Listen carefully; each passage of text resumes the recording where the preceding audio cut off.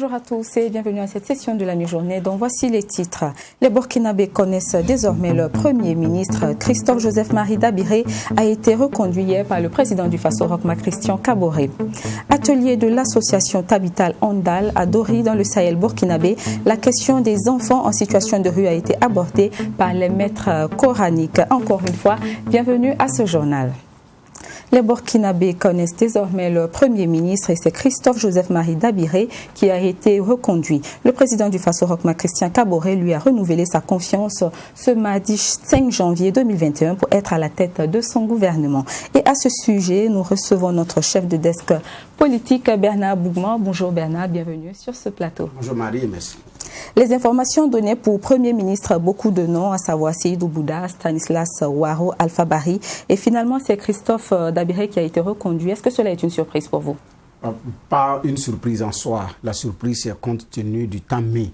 Sinon, le nom de M. Dabiré faisait partie de la shortlist qui avait été retenue et qui faisait l'objet de consultations pour être retenu comme Premier ministre. Et donc, il y a eu plusieurs noms, donc on sélectionne, donc il était dans la shortlist. Donc il y avait une possibilité de reconduction du Premier ministre Christophe Dabiré. Donc pas de surprise à ce niveau, du moment où son nom faisait partie des probables futurs Premiers ministres. Mais le problème, on a mis du temps, 8 jours pour ça.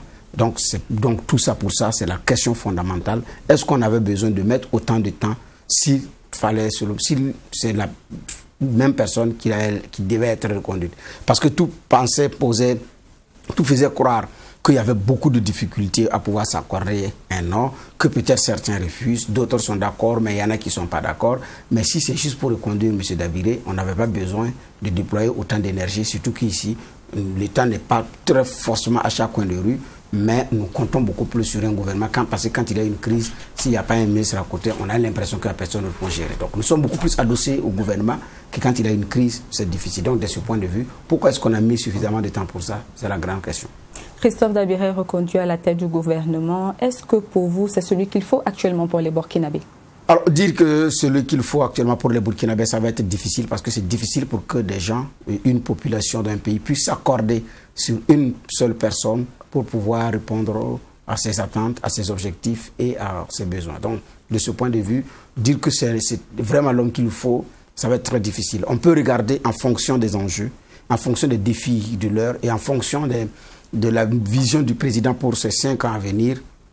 Est-ce que c'est l'homme pour le moment de la situation? Là, oui. Donc, je pense que, compte tenu du fait qu'on a des défis de réconciliation, de dialogue permanent avec la classe syndicale, donc avec les partenaires sociaux, mais aussi une ouverture avec l'extérieur, une méthode également, une façon de travailler. Et donc, pour quelqu'un qui a été ministre de la Santé, ministre de l'Éducation, ministre de l'Enseignement, comment on appelle ça, député, et commissaire à l'UEMOA, j'oublie les autres postes occupés au niveau de la DGCOP et autres, et au niveau du ministère de l'économie, je pense également que par rapport à cette situation, oui, sur le handicap, c'est l'âge, 73 ans. Parlons d'attendre. Que peut-on donc attendre de lui pour les défis actuels au Burkina Faso? Pour les défis actuels, ce qu'on attend, c'est la continuité dans le dialogue, parce qu'il a réussi quand même à résorber la fronde sociale.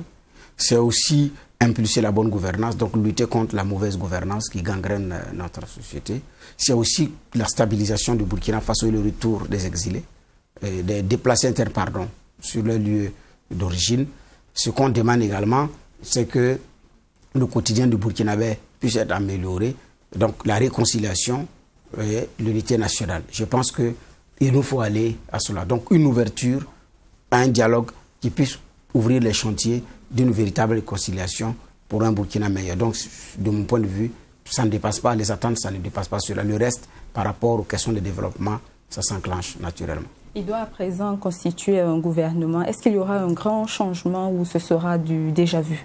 Le gouvernement 1, pour ne pas dire le gouvernement Dabiré 1, du deuxième mandat de Rochma Christian Kaboré, je ne m'attends pas à un grand changement.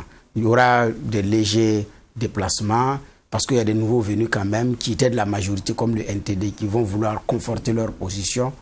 Donc, Dabirgou lui-même ministre, peut-être qu'il engrangera un autre portefeuille ministériel.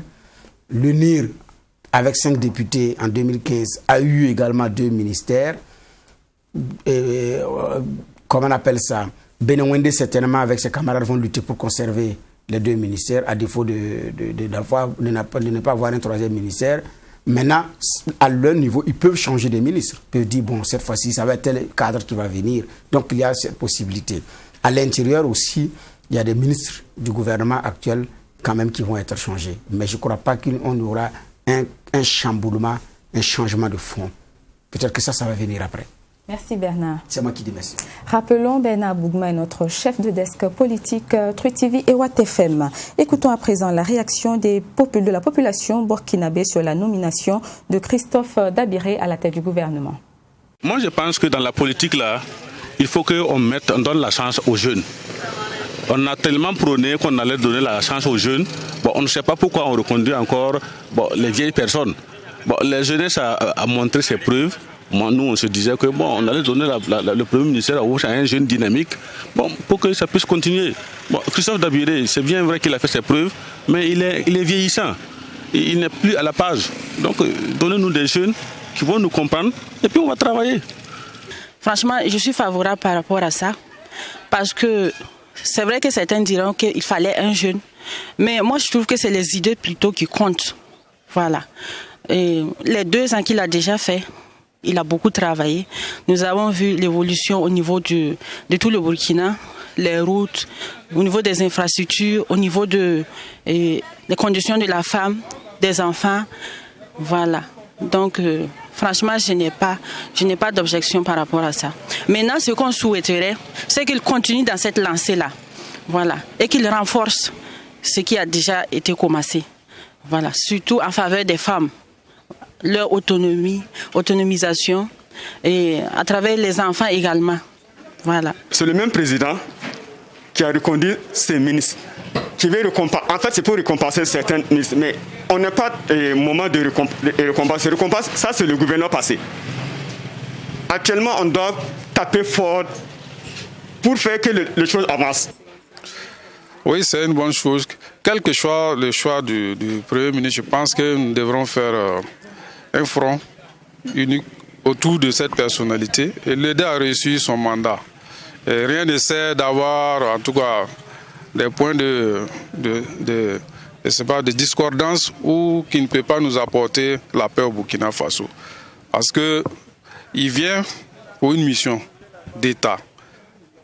Peut-être après quelques ans, quand on va se rendre compte que, en tout cas, l'objectif n'est pas atteint, il pourrait être remplacé par quelqu'un d'autre. On a toutes les compétences au Burkina Faso. Ça peut être au niveau de la jeunesse, comme ça peut être au niveau des personnes âgées. Je pense qu'il a toujours de l'énergie pour apporter quelque chose pour la construction du pays. Poursuivons ce journal. Mardi, la question de la protection des enfants talibés et celle de la cohésion sociale était abordée au cours d'un atelier à Dori, dans le Sahel burkinabé. Un cadre d'échange avec les maîtres coraniques qui résulte d'une collaboration entre le ministère en charge de la solidarité nationale et l'association Tabital Andal. Mami Triana Kamabou pour le compte-rendu. Le Burkina Faso compte 9313 enfants en situation de rue, dont 7564 garçons et 1749 filles. Les enfants et jeunes en situation de rue provenant des foyers coraniques représentent 18,8%. L'objectif de cet atelier est de contribuer à une meilleure protection et promotion des droits des enfants talibés. Je me félicite qu'au niveau de ces maîtres coraniques, et sous l'instigation, je le dois le dire aussi, du ministère de l'Action sociale, ce mouvement qui consiste à prendre en compte le bien-être des enfants, à faire en sorte qu'ils jouissent de leurs droits. Comme je l'ai dit dans le discours, c'est des enfants burkinabés, c'est nous qui les avons mis au monde, ils ont des droits. Nous avons le devoir de les protéger parce qu'ils sont plus faibles que nous. Et je souhaite que tous, nous puissions tirer dans le même sens. Il n'y a pas la même compréhension de ce que c'est qu'une école coranique, de comment les enfants peuvent être traités, ainsi. Mais si tout le monde part du fait que ces enfants-là doivent être le mieux traités possible, je pense qu'on n'aura pas de problème pour s'entendre.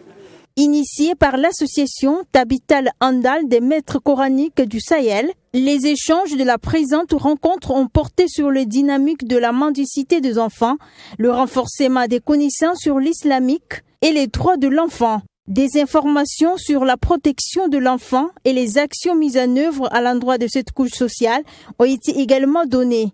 On a créé ce cadre de concertation pour permettre quand même seulement le maître coranique et le ministère de s'asseoir ensemble et essayer quand même d'échanger et trouver un terrain d'entente sur ce qu'ils font quand même tous les jours. Parce que le ministère et le maître coranique, ils sont inséparables. Donc personne ne peut rentrer entre eux. Mais si arrivé à un moment donné, le programme que vous avez pris ensemble, il y a des choses qui dérapent un peu, c'est mieux quand même que vous vous asseyez, essayez quand même de discuter et voir des côtés qui n'ont pas marché, voir comment au moins redresser ces côtés-là. Et voilà pourquoi l'association a entrepris cette démarche-là pour quand même échanger avec 400 maîtres coraniques, 100 à Bobo, 200 à Ouagadougou et 100 à Dori. Et au regard de la pertinence des sujets, les attentes sont multiples. Nos attentes sont qu'on puisse adopter des comportements qui sont dans le sens de protéger et de promouvoir les droits de l'enfant pour assurer vraiment le plein épanouissement des enfants dont ils ont la charge en tant que maître coranique. Et également contribuer à sensibiliser parce qu'aujourd'hui on n'échange qu'avec 100 maîtres coraniques. On sait qu'il y en a plus dans la région. Que chacun dans son milieu de travail, milieu d'intervention, puisse travailler également à ce que les messages qui seraient donnés aujourd'hui puissent être partagés avec l'ensemble des maîtres coraniques pour que nous puissions avoir un changement, une amélioration dans la protection de l'enfant dont ils ont la charge. Ces 100 maîtres coraniques du Sahel ont aussi renforcé leurs connaissances sur la cohésion sociale et la lutte contre l'extrémisme violent au cours de cet atelier.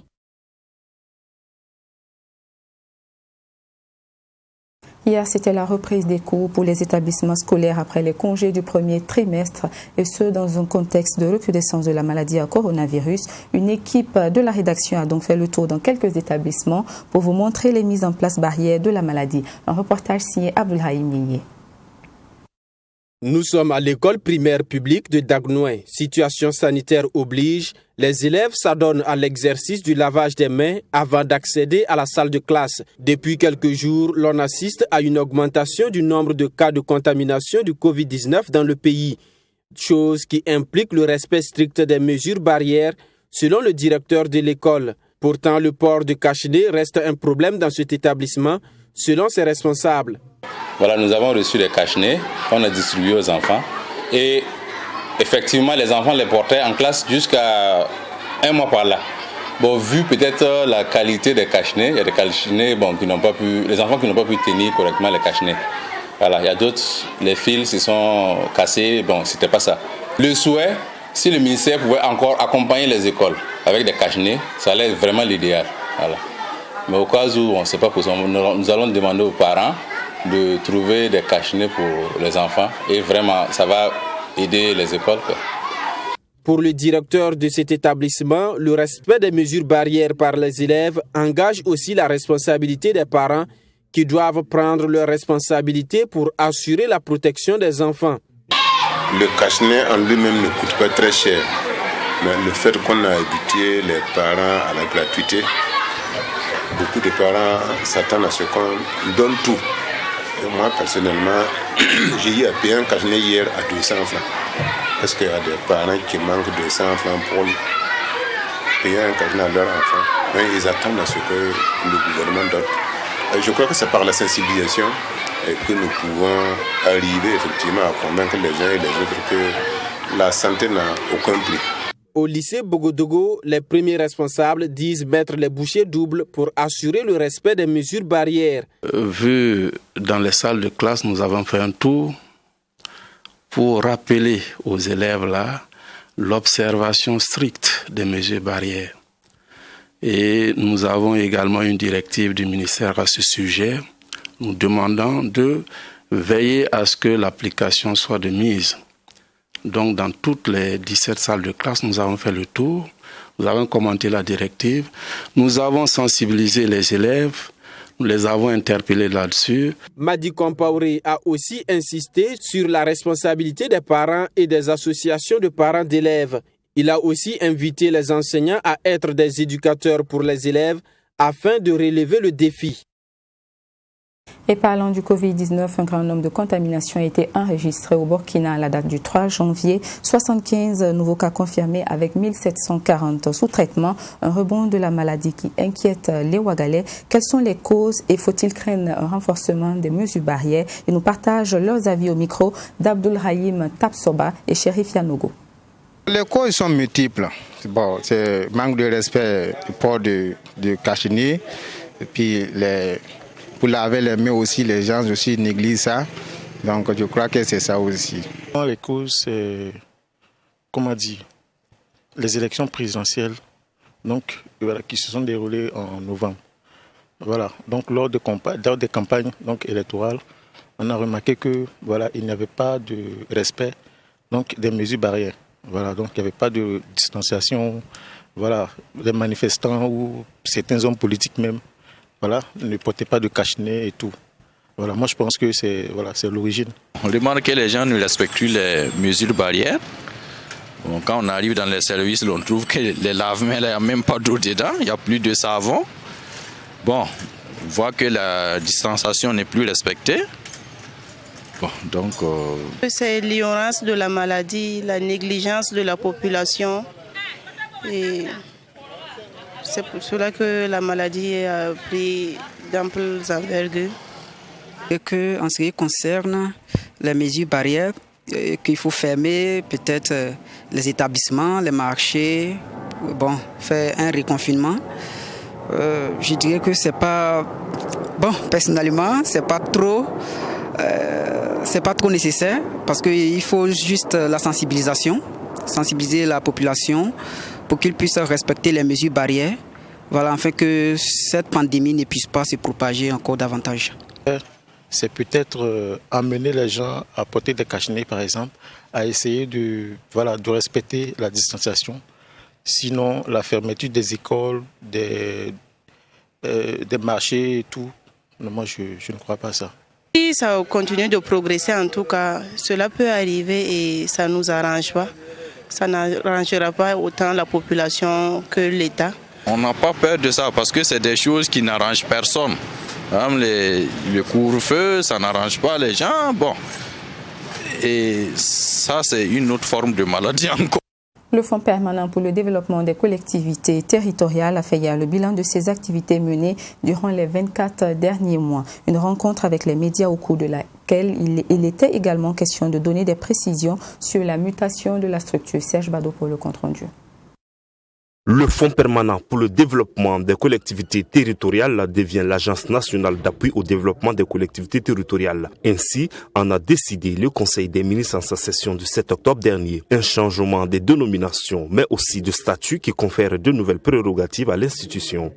L'appui technique est véritablement important et sous la forme de fonds permanent, de fonds d'une façon générale, le fonds permanent ne peut pas faire de l'appui technique. Vous voyez que généralement ça c'est la prérogative des agences.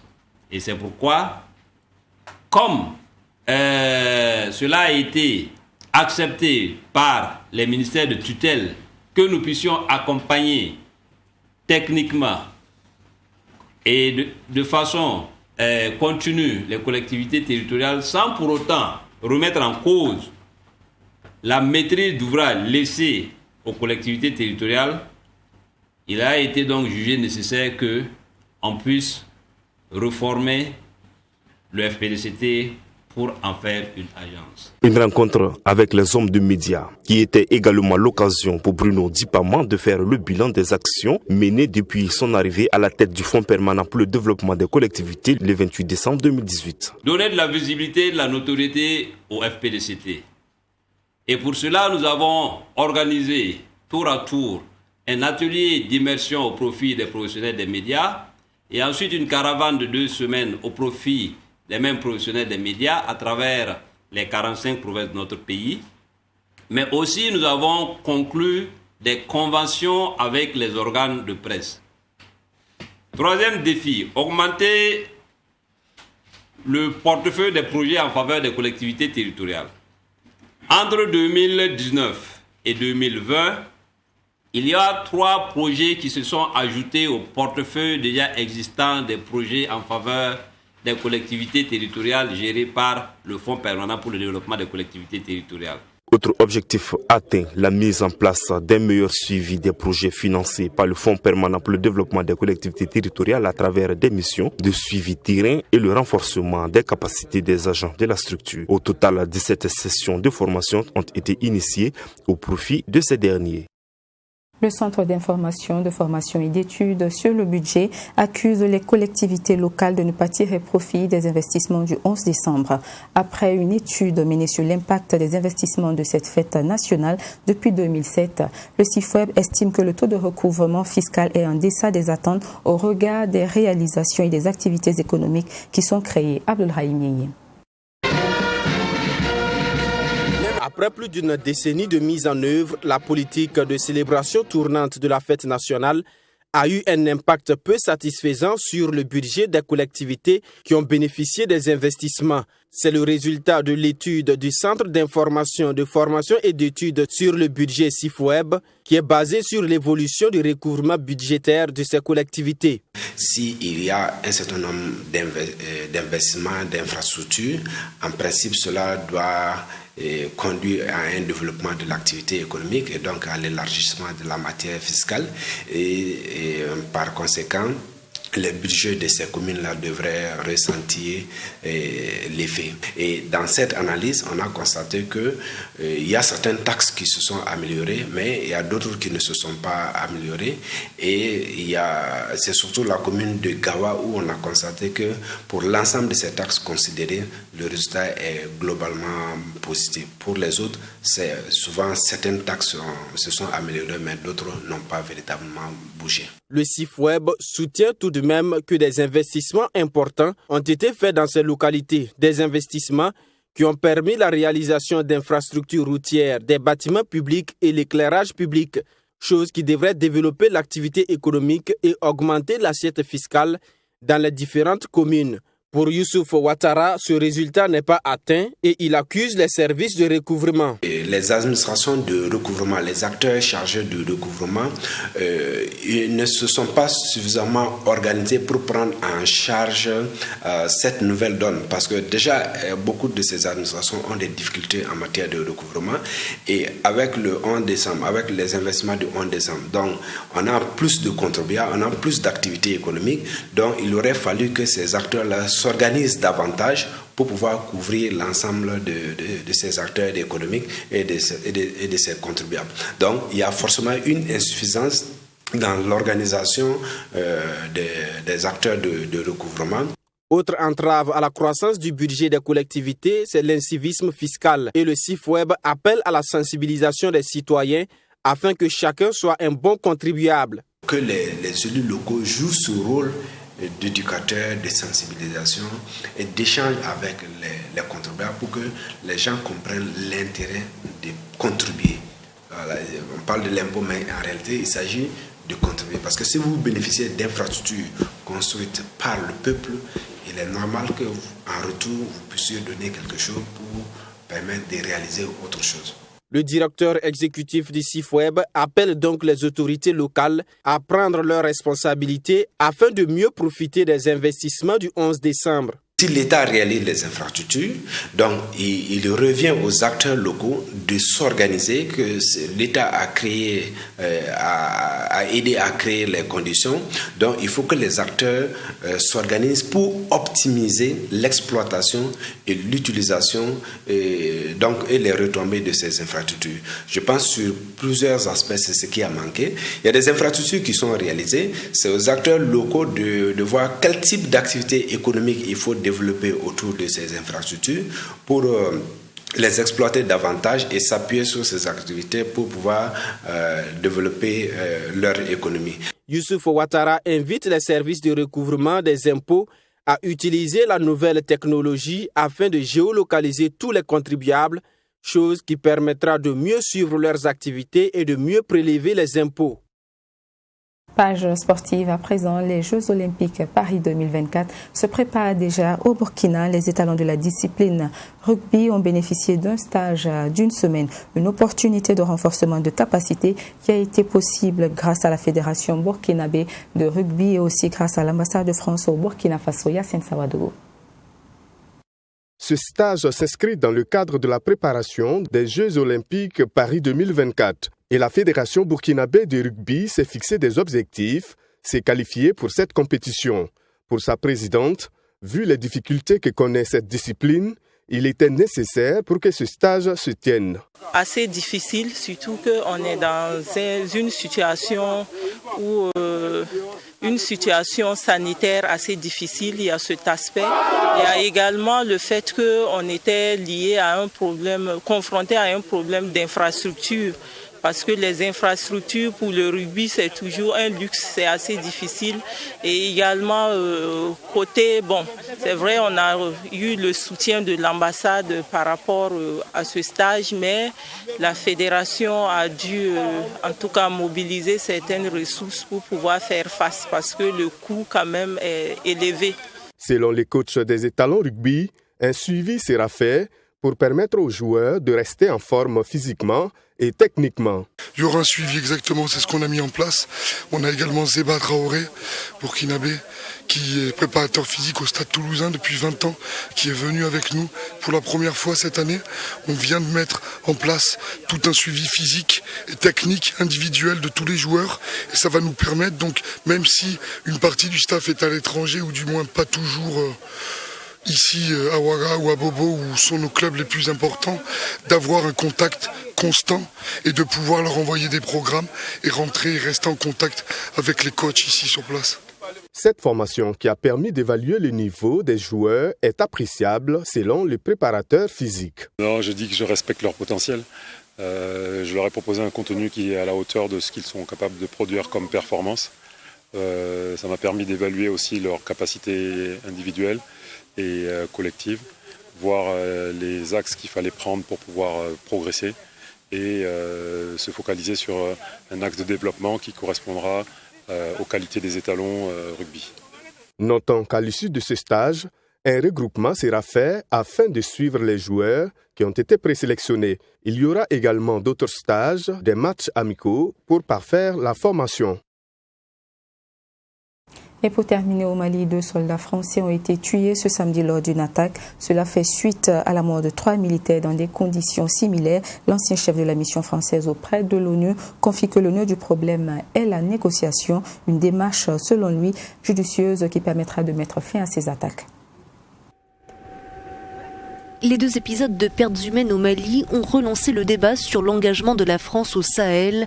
2 soldats français ont été tués samedi dernier dans une attaque à l'engin explosif, 3 jours seulement après la mort de 3 militaires dans des circonstances identiques. Le général Dominique Trinquant est l'ancien chef de la mission française auprès de l'ONU. Les forces françaises sont ici au Mali pour prouver que le problème ne vient pas des armes, mais des négociations. Ces troupes sont donc ici pour combattre aux côtés des forces africaines à la demande de leur gouvernement, pour montrer aux djihadistes qu'il n'y a pas de place pour une victoire par les armes. Mais l'histoire se soldera quand ils seront prêts à négocier avec leur propre gouvernement.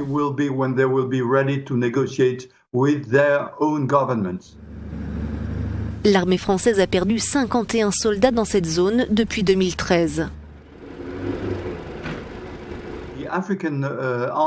Les armées africaines n'étaient pas prêtes à s'engager dans ce type de conflit. Aujourd'hui, elles ont avancé et davantage de forces spéciales européennes arrivent sur le terrain. Beaucoup de pays européens jaugeaient les menaces venues de l'Est, celles des Russes par exemple. Mais aujourd'hui, ils s'intéressent à ce qui se passe au Sud parce qu'ils y sont engagés et ils savent que nous défendons la frontière sud de l'Europe face aux djihadistes. Plus de 4000 civils ont perdu la vie à la suite d'attaques terroristes au Mali, au Niger et au Burkina Faso en 2019, un chiffre 5 fois plus important qu'en 2016. Et c'est la fin de cette édition que j'ai eu le plaisir de vous présenter. Merci de nous avoir suivis. Très bonne suite de programmes sur la télévision interactive.